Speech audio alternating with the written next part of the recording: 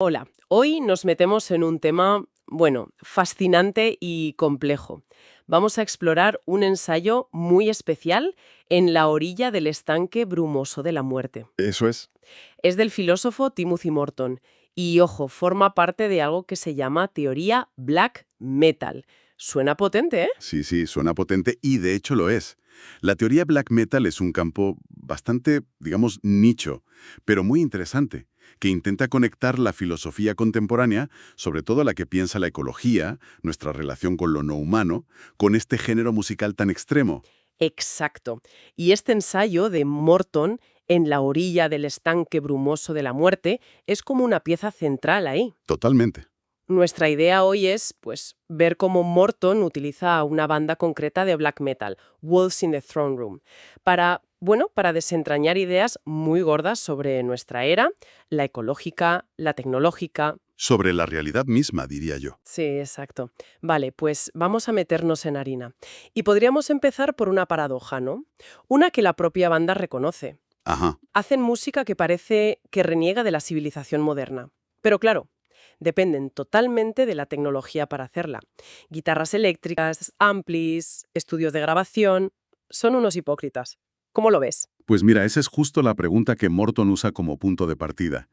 Y lo bueno es que la banda es muy consciente de esto, no se esconden. No, no, para nada. Hay una cita suya que es que no tiene desperdicio. Dicen algo así como, eh, una de las muchas contradicciones del black metal es que condena la civilización pero depende de sus cacharros modernos. Tal cual. Y siguen.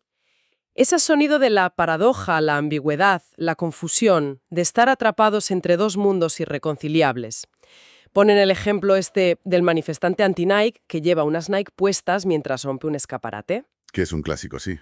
Y su respuesta es brutal. ¿A quién coño le importa? Nuestro objetivo es la catarsis, no una existencia impoluta. Y rematan. Todos somos hipócritas y fracasados. Así, directamente. Buah, es una honestidad casi incómoda, ¿no? Y aquí es donde Morton entra y le da la vuelta. Dice, a ver, esta hipocresía no es un simple fallo moral de la banda. Ajá. Es algo más profundo. Es un síntoma de nuestra época, de lo que él llama la era de los hiperobjetos, Hiperobjetos. Explícanos eso un poco. que nos rodean y nos atraviesan, pero que son difíciles de captar en su totalidad. Piensa en el calentamiento global, por ejemplo, o el capitalismo, o la propia civilización industrial.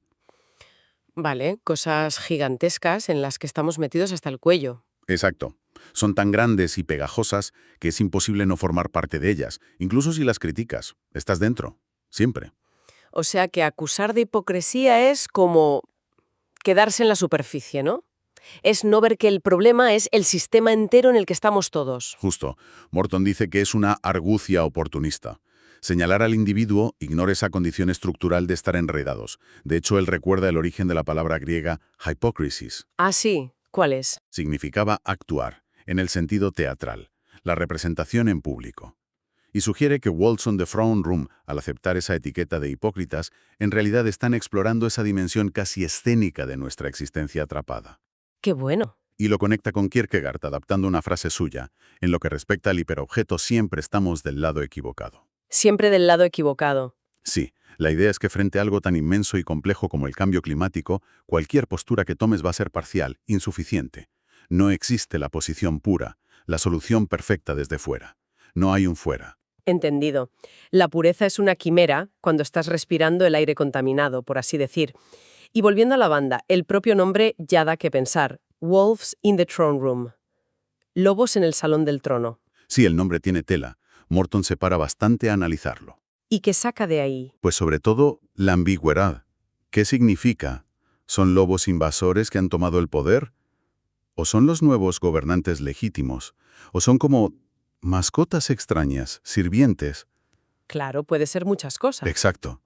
Morton juega con varias referencias filosóficas incluso, como el hombre lobo de Agamben o como Latour llama lobos a los filósofos. Pero lo importante es esa incertidumbre, esa pregunta abierta. Y no solo el qué, sino el cuándo y el cómo, ¿no? Morton se pregunta quién los dejó entrar, cómo llegaron, y esto, ¿cuándo pasa? ¿Es un pasado mítico? ¿Vikingo? O un futuro postapocalíptico. Eso, lejano o cercano, después del colapso o justo ahora. Y dice que esa inestabilidad, esa presencia de los lobos ahí, en un sitio donde no deberían estar, genera una ansiedad básica y paralizadora. Una ansiedad que, según Morton, se ve también en cómo se presenta la banda visualmente. El logo, por ejemplo. Sí, el logo es casi ilegible. Exacto, una caligrafía como espinosa, muy simétrica, que te cuesta leerla de forma normal, lineal. O la portada del disco Two Hunters, que son como fibras oscuras, enredadas, cosas que no distingues bien. ¿Verdad? Y la de Diadem of the 12 Stars, esa cascada como con niebla, sin letas. Eso es, como si la naturaleza te estuviera diciendo algo, pero en un idioma que no pillas. No es la naturaleza bonita del romanticismo, es algo más, salvaje más allá de eso. Post-romántico, dice Morton. Y claro, toda esa atmósfera visual y conceptual tiene que notarse en el sonido. ¿Cómo describe Morton la música? Pues la describe como muy inmersiva. Por ejemplo, el inicio de Two Hunters empieza con ruiditos naturales muy suaves, grillos, cosas así. Sí, muy tranquilo. Pero de repente, ¡pam!, estalla en unos acordes densísimos, pesados. Él los llama horriblemente hermosos. Los compara con el muro de sonido de bandas como My Bloody Valentine. ¡Ostras! Palabras mayores. Sí. O el principio de otro disco, Celestial Lineage, dice que suena misterioso como si excavaras por debajo del sonido etéreo de grupos tipo Slowdive. Que son más etéreos, sí. Y encontraras una cueva de cristal abandonada. Es una imagen potente. Busca transmitir esa sensación de densidad, de atmósfera envolvente. Y aquí es donde la cosa se pone, yo creo, realmente interesante, ¿no? Porque Morton dice que este sonido no es solo ruido o atmósfera, es especulativo y realista, Exacto. que se mete en la melancolía, pero no para regodearse, sino para encontrar realidades todavía más oscuras y hermosas. Y esto nos lleva ya al núcleo del ensayo, a la metáfora principal. Ahí vamos, al estanque brumoso de la muerte, que da título al ensayo y es la imagen clave que usa Morton para intentar atrapar la esencia de esta música, y yo creo de algo más grande sobre nuestra condición. Hay que desglosarla así. A ver, ¿por qué estanque de muerte? Suena bastante tétrico. Lo es, lo es. Morton piensa en imágenes como la rueda de la vida tibetana, ¿sabes? Donde la vida siempre está como atrapada en las fauces de la muerte. Ya. Pues los sonidos vitales, como esos ruidos de la naturaleza al principio de las canciones, serían como ondas pequeñitas en la superficie de un océano enorme de mortalidad, de disolución.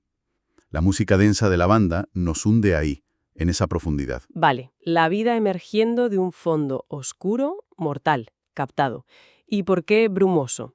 Pues por la niebla, el vapor que parece salir de ese estanque. El propio sonido de la banda le sugiere eso a Morton. Las guitarras con tanta distorsión, ese sonido casi blanco de los platillos.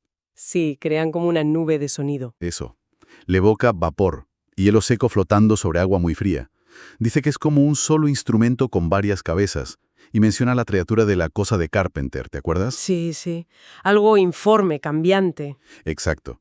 Un sonido que difumina los límites, que lo vuelve todo brumoso. Vale. Tenemos el estanque de muerte, la bruma. ¿Y por qué el estanque? Con artículo definido. Buena pregunta. Morton insiste en eso, en él. No es un estanque cualquiera, es este estanque. Lo compara con cómo empieza la ficción realista, por ejemplo, el retrato de Dorian Gray, que empieza el estudio. Ah, claro, te mete directamente en un sitio que ya existe. Exacto.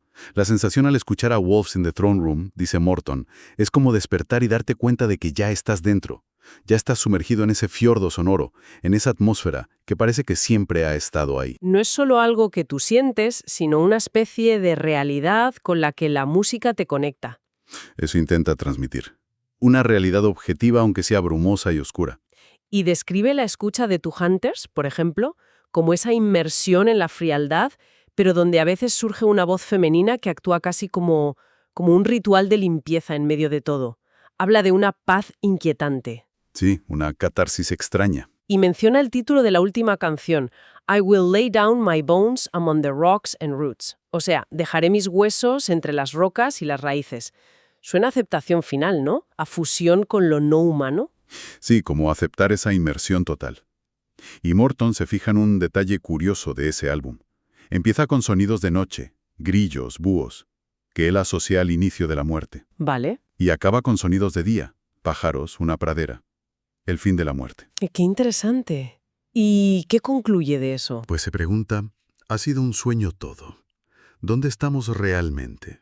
¿En Washington, de donde son ellos, o en la Noruega mítica del black metal? Y sugiere que quizás, al final, sí somos parte del mundo, pero no de una forma idealista, sino, bueno, aceptando nuestra finitud, nuestro ser para la muerte, como diría Heidegger, aceptando que estamos metidos en ese estanque. Y esa idea de estar metidos, de estar enredados, nos lleva a otro concepto clave de Morton en este ensayo, ¿verdad? La era de la simetría. Exacto.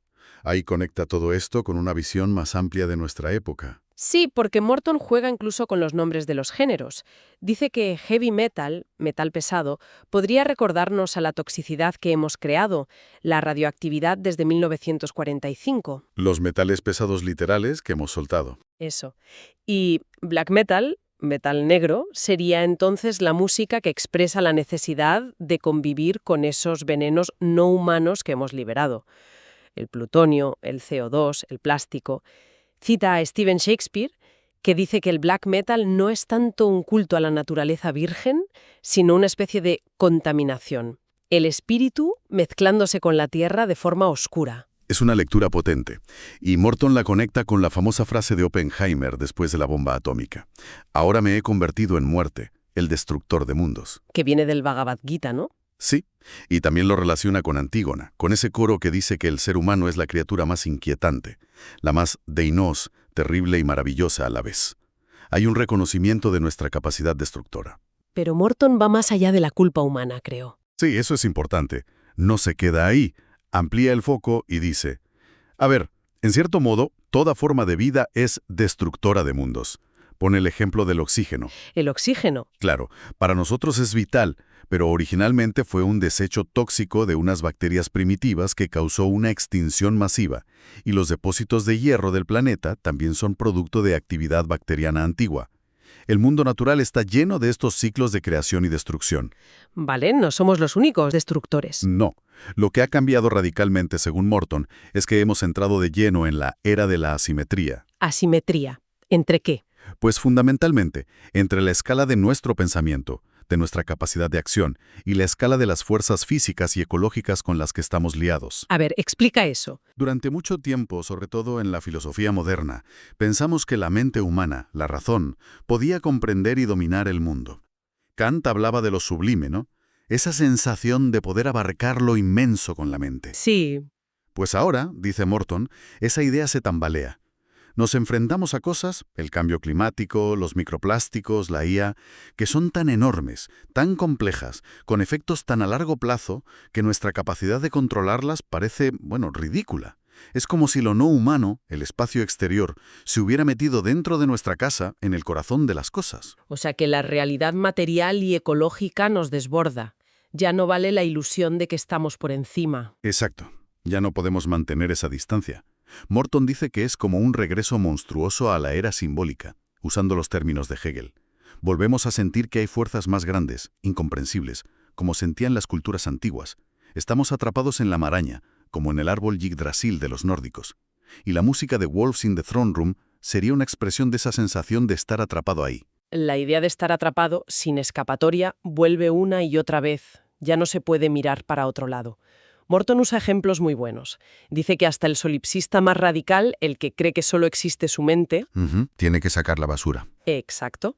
Y sabe que existe la isla de plástico del Pacífico, aunque no quiera pensar en ella. Es como vivir en el momento después del fin del mundo. Entendiendo fin del mundo como el fin de esa historia donde los humanos éramos los únicos protagonistas importantes, claro. El decorado se ha vuelto protagonista también. Y esto tiene consecuencias filosóficas serias. La idea de que la realidad solo existe si la pensamos, el correlacionismo lo llaman, se agrieta. Lo real, lo no humano, impone su presencia. Tenemos que aceptar que existir es coexistir, estar mezclados. Y que nosotros mismos no somos entidades pulcras y separadas. Hay una brecha, dice Morton, entre lo que las cosas son y cómo nos parecen. Me gusta esa imagen que usa de que hay que abandonar la idea de las cosas como pastelitos ontológicos perfectos. Sí, es genial. Como si todo encajara perfectamente. Pues no. La realidad es más rara, más contradictoria. Más brumosa. Más brumosa, exacto. Y meterse en este terreno, en lo que él llama en ecología oscura, una ecología que asume la muerte, la descomposición, pues no es fácil. Lo compara con intentar meter la mano en una rueda llena de cuchillas girando. Uf. Requiere cuidado, es peligroso. Es difícil mantenerse aferrado a la rotación del sufrimiento, dice. Y vivimos en esa paradoja constante. La realidad nos parece súper real y abrumadora, la crisis climática, sin ir más lejos, pero a la vez sentimos como irrealidad, como si no fuera del todo cierto. Y aquí Morton advierte contra una salida fácil. El cinismo. ¿Qué más da? Esto no tiene arreglo. Eso. Ese cinismo que parece protegerte, pero que en realidad es muy frágil. El cínico cree eso de que siempre estamos del lado equivocado y lo usa para no hacer nada, para resignarse. Es otra forma de no mirar al estanque. Es una máscara, en el fondo. En cambio, la postura del hipócrita, como la de Wolves in the Throne Room, es distinta. Es asumir esa incapacidad de tenerlo todo claro, de ser puro. Es aceptar la contradicción, el estar metido en el fango. Abrazar la confusión, casi. Y para Morton, situarse ahí, conscientemente, en la orilla del estanque brumoso de la muerte, reconocer esa inmersión, es un acto, punto radical, casi de no violencia.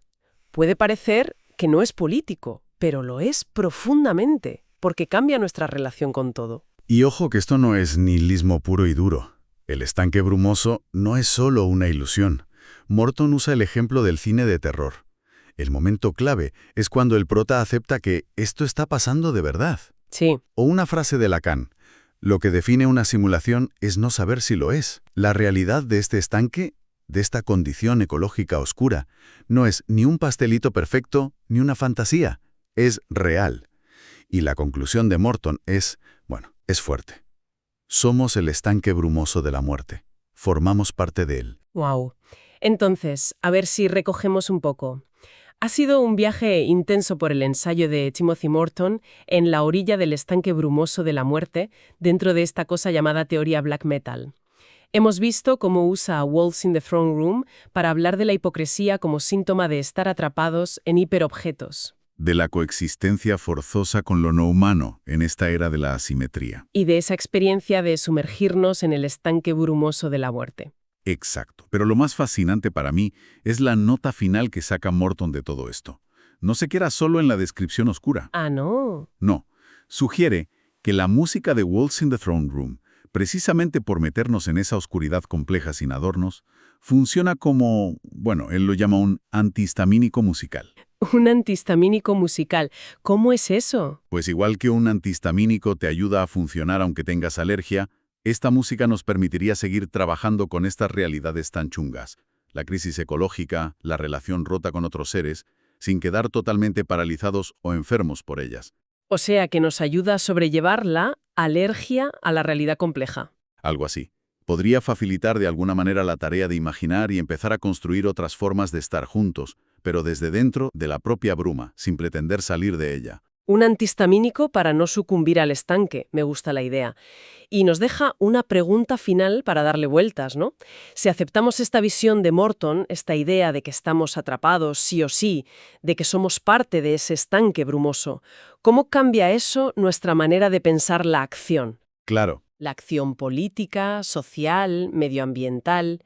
¿Qué tipo de acciones tienen sentido si ya no partes de una supuesta pureza o de estar fuera del problema, sino desde la misma orilla brumosa de ese estanque que al final somos nosotros mismos?